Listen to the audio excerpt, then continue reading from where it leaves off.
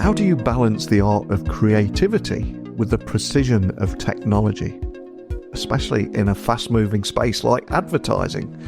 Well, today, my guest, Nada Bradbury, CEO of AdID, is going to be exploring the pivotal moment in the AdTech industry, especially as audiences seamlessly shift between linear and digital content. I think the need for a universal ad tracking solution has never been more pressing. But I want to unpack how AdID addresses the challenges of fragmented media landscapes while also delivering better experiences, not just for the brands, but for consumers as well. Whether it be solving ad overexposure, those ads that follow us all around the internet, to improving targeting without compromising privacy. So together we're going to examine why this technology is becoming essential for optimizing ad spend and navigating today's complex advertising ecosystem. So could AdID set the new standard for ad tech innovation? Let's find out now. So a massive warm welcome to the show. Can you tell everyone listening a little about who you are and what you do? Hi, everyone. Thank you for having me on. This is Nada Bradbury. I am CEO of AdID. AdID is a universal ad registry. So if you think about how we have UPC codes on products, we do the very same for creative ads.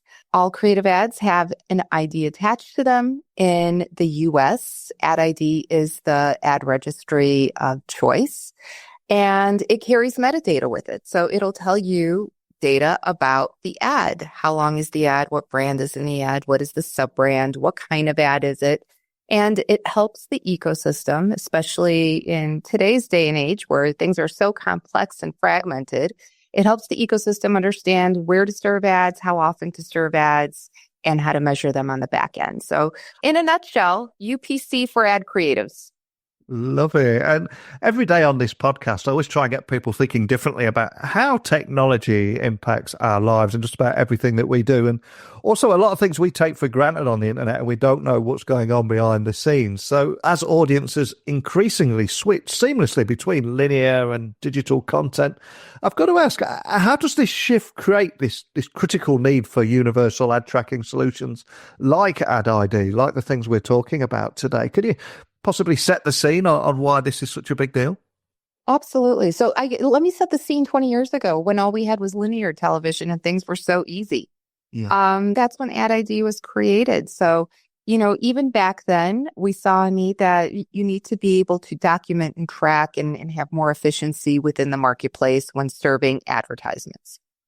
It was almost foreshadowing to the complex world we're in today. I mean, I can't remember the last time that I sat down to watch something on the big screen and I didn't have my small screen phone in front of me, looking at some other sort of media, and there might be something else running that my kids are doing next to me or my husband. And it brings to bear this influx of complexity that we have of all of the different sources of media consumption and how difficult it's becoming to be able to discern what ads to serve where, how to follow that through the ecosystem, how advertisers can understand where their investment is going, how should it be allocated, how publishers are serving out ads to consumers, because nobody wants to inundate consumers with the same ad. The only way you could do it is if you have some kind of ID that helps simplify the system. So out of all of that chaos, we need to come back to a very simple concept of identity, which is associated to an ad identifier, such as AdID. And ad frequency management is an increasing concern, with studies showing that repeated ads will negatively impact purchasing decisions. And I suspect we've all been in that situation where we've looked at a pair of jeans or a pair of shoes or a table for our home, and those items follow us around on every single website we go to. So how does AdID address challenges like this and ultimately create those better viewing and brand experiences for consumers without being creepy or intrusive? Yeah. So, it's a really big problem. We've all experienced it, whether it's that pair of jeans that are following you. I have a pair of shoes that follow me everywhere I look, right? But even more frustrating, and I think much broader and impactful to most folks, are ads that you might see on your smart television, or if you're watching linear TV, and it's just the same ad over and over and over again. If, and there's a certain insurance provider here in the US that seems to show a lot of ads over and over again. And what it does is it creates this perception of, I am so sick and tired of seeing this ad. If I have to see it one more time. And then from the studies that we have done, we have found that not only is it turning people off from that particular brand, but sometimes even from the category.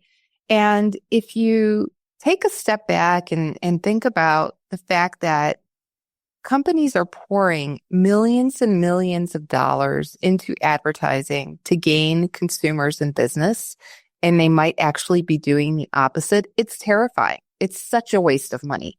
But there is a solution to it, believe it or not, and it's one that's been around for a while, and we're so happy to be behind the scenes and providing not only solutions for publishers and advertisers and efficiency in the ecosystem, but delighting consumers at the same time by ensuring if you are utilizing a unique code, such as an ad ID that runs through the ecosystem, you can then ensure that when ads are served, you have them in the right slots, that there isn't ad collision, that you aren't overshowing that. You don't have a good way to track, and therefore you might end up upsetting the very consumers that you're trying to delight. You raise such a good point there, because I think if I go on a website and there's a certain brand of TV following me on every single website that I visit, I'm going to be thinking, I don't want to buy that brand of TV ever in my life. Whereas somewhere there'll be a marketing agency celebrating how many impressions they've had and how many times it's been served. There's somewhat of a disconnect there, or there used to be, wasn't there? Yes, absolutely. And not only a disconnect in that, but also in how you're measuring how much exposure is out there on ads. Yeah. If you aren't utilizing a unique code on your ad creative, you may actually be undercounting exposure and not thinking it's a problem at all, right? So even though you might be inundated with the same ad over and over again, when measurement companies take a look at what's going on, if you don't have a creative tagged with an identifier, you don't know that it's the same ad that is perhaps running on Paramount and Hulu and Peacock, and then also with whatever I'm doing online on Meta and other sources. So, we started off in the linear space where it was a little bit easier. There was one ID that ran across. It was really just linear. In today's world, when you create an ad ID for a creative, it's the same ID that runs across every single outlet that advertisement is used for. So if I'm running it on CTV and I'm running it on digital publications, and I may have an audio version of it as well, it's all one code. And it gives you that better opportunity to understand how to measure, to understand performance, and also to more accurately refine what you're going to do moving forward, because accurate data provides you better decision points on your investment dollars. And when doing a little research, I was also reading that transparency and cross-platform measurement are often cited as the major pain points in ad tech. So again, how do you at Ad ID solve some of those issues, and why is a neutral and independent system so essential for the industry, just for people listening that are outside of this space? Yeah, absolutely. So, if you think about it, with all of the cross-platform components that I just talked about, smart TV, linear TV, audio, print, you name it, like across the board, it becomes more and more important to be able to track all of them against one advertisement. The only way to do that is to have an identifier. There are many people that try to provide an identifier that are very specific to the platform or publisher that is serving that ad, right? You might have some walled gardens out there, some of these behemoths that say, hey, I also have my own ID. I'll use that in addition to the ad ID. If you do that, you end up with fragmentation, because big surprise, Google's ID isn't going to be the same ID that Meta uses, which is a different ID than what Peacock uses, which is a different ID than what the local station uses. So we definitely don't discourage folks from utilizing their own internal IDs for whatever purposes they need, but you need an overarching ID that goes across the board, that is independent, that has no ulterior motives. Really, our only position in providing an ID is to provide transparency and accountability for everybody within the ecosystem, whether you're an advertiser, a consumer, a publisher, an agency, a measurement provider, anybody who's touching it. We want everyone to have the exact same information against one code. And it's really why we were created to begin with. It was this foresight that the 4As and the ANA had over 20 years ago, that we need to do this. We need to provide this for our membership, for our constituents, so that they have a place where they feel comfortable that there is accurate information going through the ecosystem and that they can depend on it from an independent source. And before you came on the podcast today, I also read, I think it was a recent Harris poll that revealed that 61% of adults are less likely to buy a product due to excessive ad frequency, which we've kind of covered. I just wanted to hammer home that point by giving that stat. But what do you think this tells us about the need for better optimization, and how do you at AdID help brands navigate some of these challenges? Because I would imagine it's a conversation you're having more and more often right now. Oh, absolutely. And just think about the state of the advertising economy today, right? You see so much consolidation. People are looking for more efficiencies. Ad budgets are not increasing, but the need to figure out how to use your ad dollars better is becoming more and more important. You have many more advertisers and therefore products within the marketplace. Everybody's vying for the same consumer. Wallets aren't getting much bigger, right? They aren't keeping up with the rate of inflation. So people are very careful about how they spend. And when you bring all of that together and you're making an investment, it's so important to understand that you're reaching the right folks the right amount of times, because you can then take those dollars and reappropriate them elsewhere, right? If you feel like you've reached the number of times that you need to reach a consumer without oversaturating them, you can utilize a different outlet, perhaps a different campaign, perhaps put it in some retail marketing dollars, right, for a little bit of a different impact. With AdID, you're able to do that. You're able to track what is happening. Without it, it's really just taking a stab in the dark. You don't know. You really don't know for sure what your frequency is, what your reach is. You might have an inkling, but you are not getting accurate numbers. And I think, if I think about budgeting that we all do at home and how we run our own homes, you would want the same type of scrutiny to happen in a business with advertising dollars. Let's make sure we're making the right decisions so that we could grow the businesses as opposed to being detrimental to them. And on the flip side of the things that don't work, one of the things that I've been reading about is that targeted ads have proven to influence purchasing decisions for, I think it's something like 18% of viewers. So how do you at AdID enable better targeting, better personalization while maintaining consumer trust? I would imagine it's a bit of a balancing act, but how do you do that? It is. But, from our perspective, we are not intrusive from a privacy component because we don't have information about the person. We just have information about the advertiser.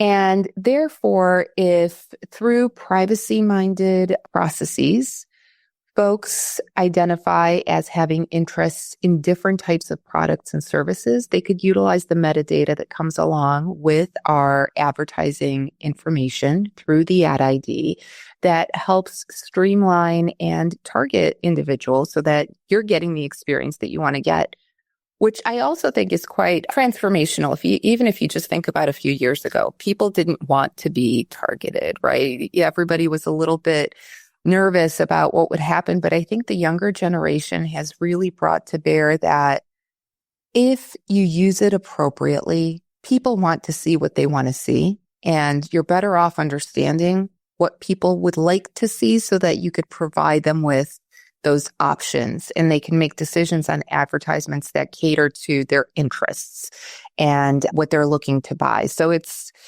just such a great place to be in because we feel like we solve for so many issues and we are behind the scenes. It's one of those things where, people don't know that it's happening, but there's so much that occurs in the ecosystem when ads are being served. And that's just one of them. And that's one of the big reasons I invited you on the podcast today. So good to hear what goes on under the hood. Take a little peek behind the curtain. And also, when Googling you, I came across, I think it was a recent op-ed where you discussed the balance between creativity and technology and how that can drive brand impact too. So can you tell me a little bit about that for anyone that's not seeing it? And also how AdID empowers brands to strike that balance in today's competitive advertising space, because there's so much going on out there and making your voice heard is increasingly difficult. But can you expand on that for me? Yeah, creativity is going to be the cornerstone of advertising forever moving forward. It's in the past, it's not going away. And I think it's what makes advertising so special, and it tugs at our heartstrings. And that's why we make purchases, right? Because we connect to it. But we are not going to get away from the efficiencies that are occurring in the marketplace, the use of AI and all of the components. And I think it's the right balance. So let's leverage the technology and the efficiencies that are available to us, such as AdID, such as AI in the right formats, and then really open up folks for the creative component to continue to rely on that and utilize it in a form where it can continue to touch consumers more closely. So it's, from an efficiency perspective, we're here to make life easier so that folks can spend time doing what they're really gifted at, which is the creative side of advertising. And sometimes we get a little bit away from that when you think about how the industry has evolved and how complex it's gotten and all of the algorithms and everything else. But we need to make sure we keep that creative component because it's what really drives sales at the end of the day. And I often think it's difficult for brands because we complain as consumers around that when it goes wrong and we see the increased frequency of ads. But equally, we love personalization in just about every aspect of our life. Whether it be Spotify, Netflix, or Amazon, when it's done right, it works really well. And predictably, 76% of viewers have expressed a desire for ads that are better tailored to their interests. So what role does AdID play in helping brands deliver those relevant and engaging ad content that viewers kind of expect as standard now? Yeah, look, it's the metadata. So the more that you know about an ad, when an ad is registered with us, we collect information. What is the brand? What is the sub-brand? Is there a campaign associated with it? What product is it trying to put out there for consumers? And as we look at that, there are many different ways that organizations can take that information and put it into all of those efficiencies I just talked about, all of the algorithms of what needs to be served where, so that when you're sitting down to watch Netflix, and if you have Netflix with ads, you get served the ads that are relevant to you. So not only are you being delighted by the content that you're viewing, but also when you get that break in that viewing, you're looking at something that you're like, hey, that looks I could use that. That looks interesting. I think I want to go out and make a purchase, or I want to make the purchase right now as I'm sitting here. And it's really utilizing the data that's at our fingertips. Let's make life easier for everybody within the ecosystem and for the consumers. And as we explore life in 2025, how do you see this ad tech space evolving? And what do you see AdID's role in shaping a future where consumers, brands, and content creators all benefit from this more optimized, more transparent ecosystem? Anything that excites you or anything that you're watching here? Yeah, absolutely. Look, I will tell you, this is the time for AdID has come. It's always been there, but it has never really been talked about in the industry. And folks are realizing now that they need these efficiencies. They need better ways to reach consumers. And everything that I'm seeing and everyone that I'm speaking with in the industry, agencies, publishers, advertisers, they are all pushing for adoption so that they can be more efficient, they can reach consumers better, and they could just deliver better ads overall. So my prediction is that we will become table stakes as people sit down at the table to negotiate their deals or where they're putting their ad dollars and what they are expecting to come out of it. And we'll be able to help those organizations also measure on the back end. We've got partnerships out there that are looking at ways that if utilizing an AdID, how can I better get a pulse on what the frequency was? What was the exposure?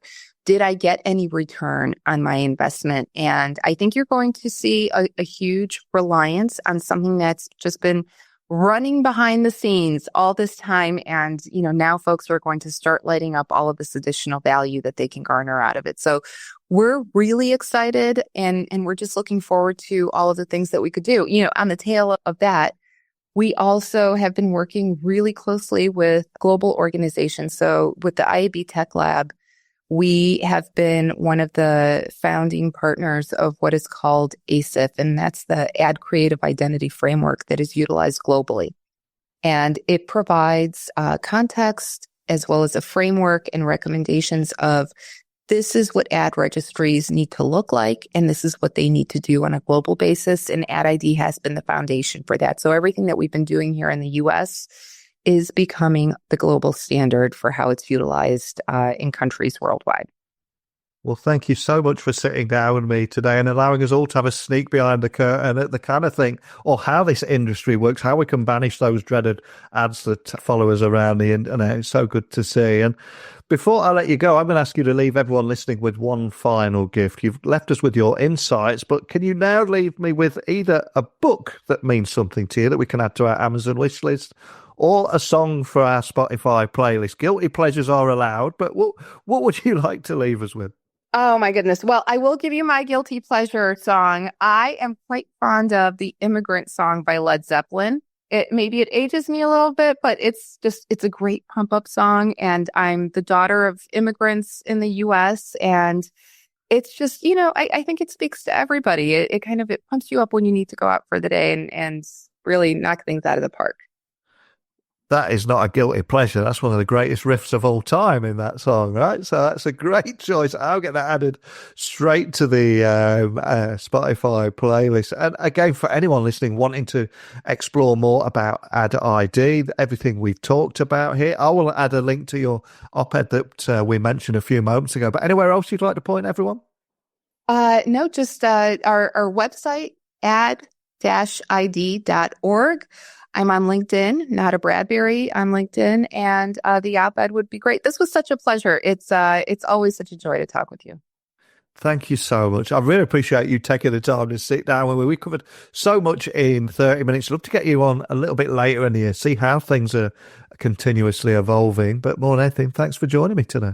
I would love that. Thank you so much. As my guest has highlighted today, I think the advertising industry stands at a crossroads at the moment where innovation and collaboration are actually key to creating more meaningful connections with audiences.